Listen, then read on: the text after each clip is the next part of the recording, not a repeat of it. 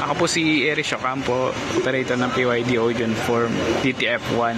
Ginamit po ito ng 7 araw na nakapag-print po ng 444 meters. Ito po yung aking printer head.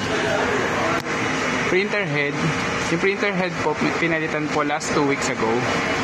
Sa white, yung sa may colored naman is last week lang. Capping area na may 80% good condition. Head clean.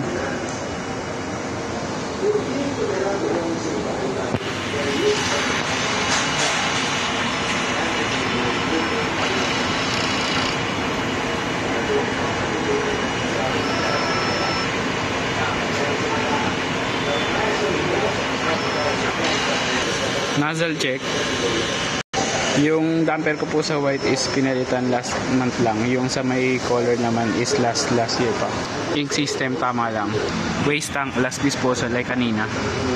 AVR, ground wire, in-use ink, DTF ink, DTF powder, at media film.